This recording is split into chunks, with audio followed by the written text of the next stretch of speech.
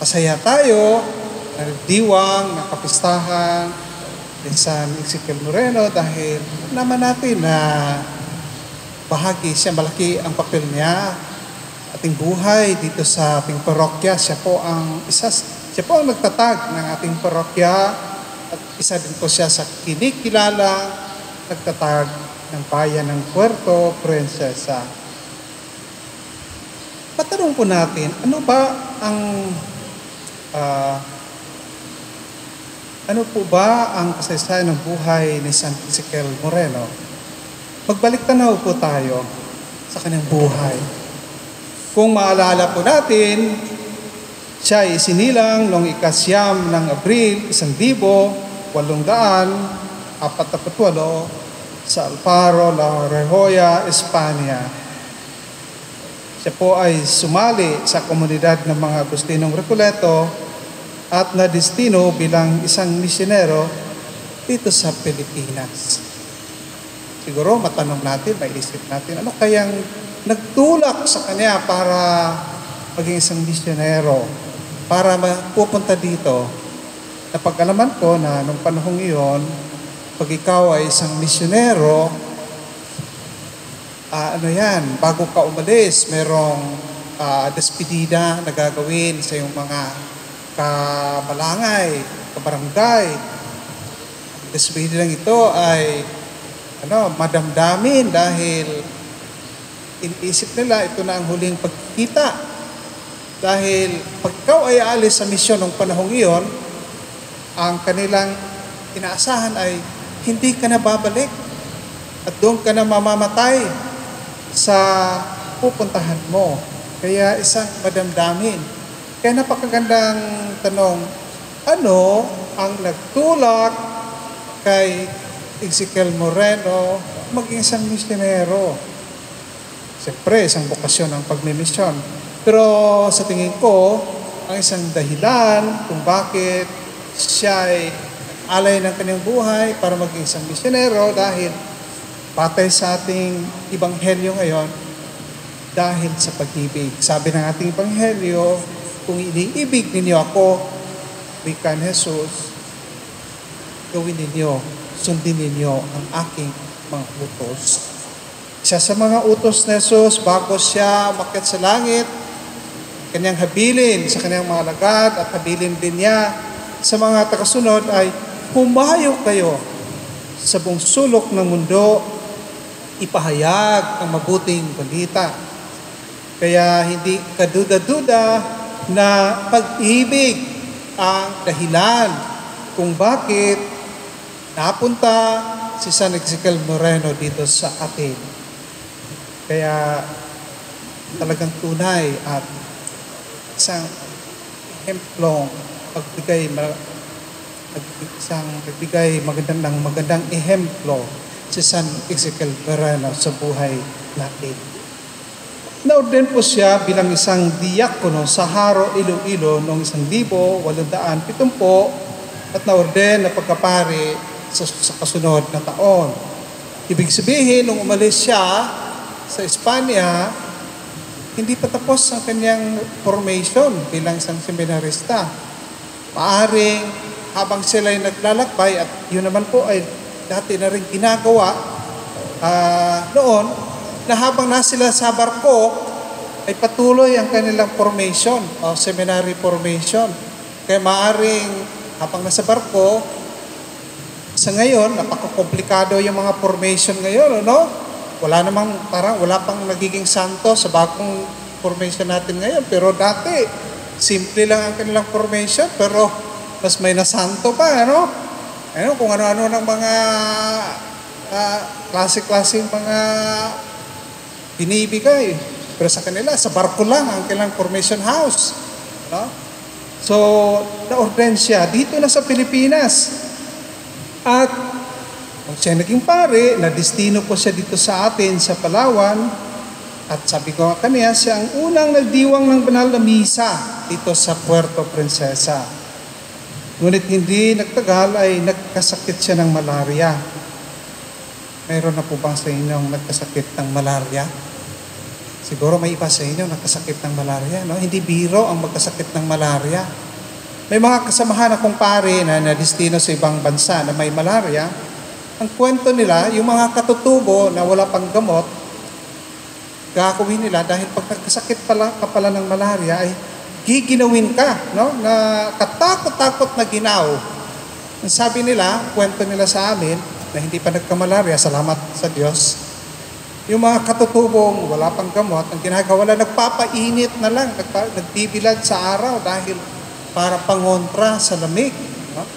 Kaya nung panahon yun, nagsakit si Kel Moreno at siguro nung panahon yan, wala pa rin gamot ng malaria dito sa Palawan. Dahil nung nagkasakit siya ng malaria, inutusan siya ng kanyang superior na pumuntang Maynila at doon magpapagamot. Sabihin, wala pang gamot na dito sa Palawan, kaya doon muna siya sa Maynila. Can just imagine, no? Mag-travel ka from Palawan to Manila, tapos nagkamalarya ka. Hindi naman isang oras lang ang biyahe nila noon, katulad ngayon. Paring linggo o buwan.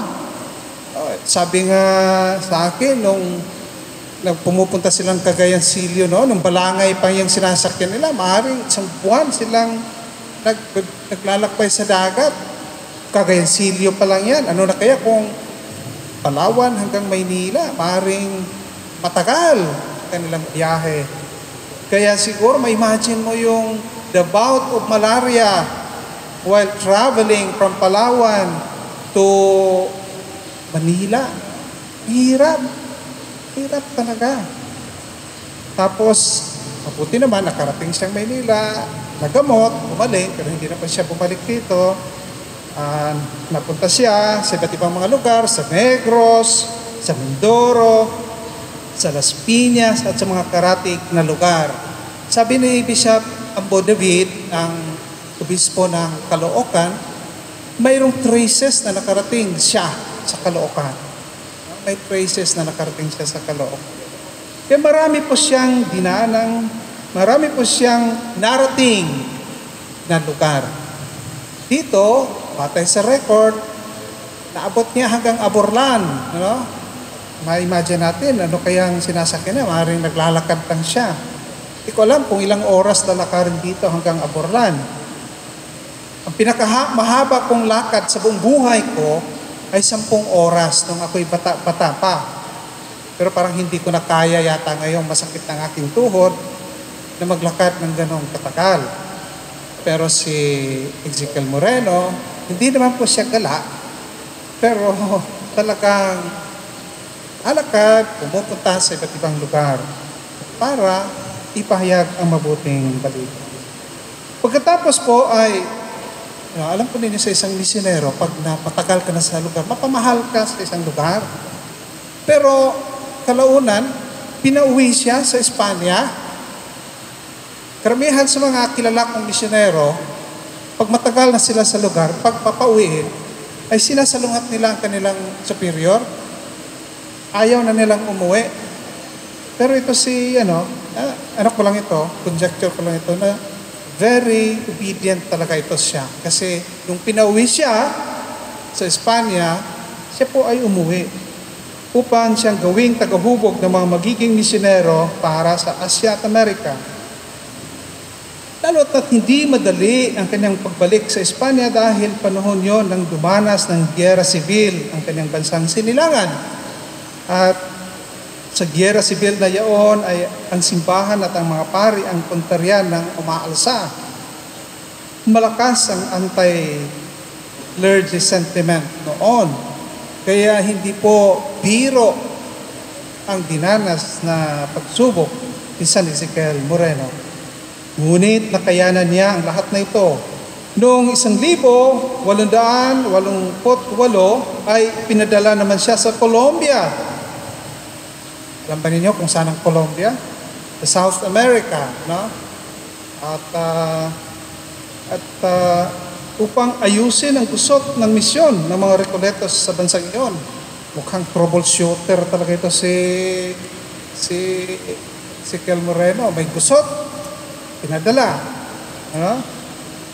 At hindi nagtagal, siya'y naging apostoliko bikaryo ng Casanare. At hindi kalaunan ay naging obispo sa Pasto, Colombia. Ngunit noong kalagitnaan ng taong 1905, siya po ay na-diagnose na may sakit, cancer. Siya po ay namatay noong Agosto 1906. Siya po ay na-beatify ni Papa Pablo ika-6 noong Nobyembre 1, 1975 at naging santo naman noong 1992 sa panahon ni Papa Juan Paulo II at ginawang patron ng mga may sakit ng kanser. Kaya marami pong mga may sakit ng kanser lumalapit kay San Ezequiel Moreno. At marami po ang kwento na sila'y gumaling sa tulong ni San Ezequiel Moreno.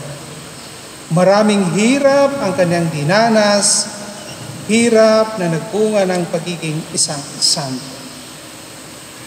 Sabi ko nga kanina, ano ang nagiging dahilan kung bakit hinarap ni San Ezequiel Moreno lahat nito? Dahil sa pag-ibig sa Diyos. Maraming magagawa ang pag-ibig. Lalo't higit kung ang pag-ibig na ito ay nakapuntarya sa pag-ibig natin sa Diyos. Pero meron din siyang pang-sustaining activity na ginagawa. Kasi alam po ninyo, sa buhay natin, minsan may mga ups and downs tayo sa buhay natin. Minsan malakas tayo ngayon, kinabukasan naghihina ang ating loob. Meron siyang sekreto sa kanyang buhay. Ito ay walang iba kundi ang consistent niya na pagdarasal sa Diyos. Ang kanyang buhay, kabanalan ay makikita sa pamamagitan ng kanyang pagdarasal. Opo, si San Ezequiel Moreno ay kilala sa kanyang pagiging madasalin. Ayon sa kasaysayan ng kanyang buhay, si San Ezequiel Moreno ay laging naglalaan ng mahabang panahon para magdasal. Hindi lamang minuto, kundi oras-oras ang inilalaan para magdasal. Sabi ng isang parang Recoletang kausap ko, sabi niya, parang wala na yata siyang ginagawa kundi magdarasal. Pero hindi ko po totoo dahil alam natin na bilang isang misyonero ay pumupunta siya sa malalayo at liblib na lugar. Siya ang lumalapit sa tao upang ibahagi ang mabuting balita sa kanila. At kung ito man ay ginagawa niya, ito'y bunga ng kanyang pagdarasal. Maliwanag na hindi hinihiwalay ni San Ezequiel Moreno ang pagdarasal at pagkilos, ang gawa at ang paghumuni-muni ng mga salita ng Diyos. Ngayong taong ito ay ating ipinagdiriwang ang taon ng panalangin. This year, we celebrate the year of prayer. Hinihikayat tayo ng inang simbahan na maglaan ng panahon upang magdasal, upang manalangin. Ako'y natutuwa dito sa ating parokya, dito sa cathedral. Marami po akong nakikita mga laikong madasalin. Mga laikong talagang naglaan ng panahon para magdasal. Mainam na lagi nating tingnan din si Ezequiel Moreno bilang isang halimbawa at inspirasyon sa paglaan ng panahon upang magdasal. Ika nga, ang pagdarasal ay second nature na sa buhay ni San Ezequiel Moreno. Walang araw na hindi siya maglaan ng panahon para sa Diyos sa pamamagitan ng panalangin. Ngunit, hindi lamang puro dasal, kung hindi dasal at gawa. Ito lagi ang buhay ni San Ezequiel Moreno. Dahil ang dasal na walang kawang gawa ay hungkag. At ang gawa na walang dasal ay isang simpleng pagtupad ng isang civic duty lamang. Isang gawain ginagawa din ng iba. Ngunit ang mahalaga ay laging magkatambal ang dalawa. Dasal at gawa. Ito ang trademark sa buhay ni San Ezekiel Moreno, na isang tunay na tagasunod kay Kristo. Mga kapatid, buhay pagpapabanal, ang buhay pagpapabanal ay ang paglaan ng panahon para sa Diyos, ang panahon ng panalangin, at paglaan ng panahon ng pagdilingkod para sa kapwa. Kaya ora et labora, kung sa Latin pa, o panalangin at kawang gawa. Hari nawang lagi nating tingalaan si San Ezekiel Moreno sa kanyang magandang halimbawa. Dasal at gawa, panalangin at pagdilingkod sa kapwa. Isang tunay na misyonerong tumugon sa tawag ng Diyos dahil sa kanyang pagmamahal sa kanya.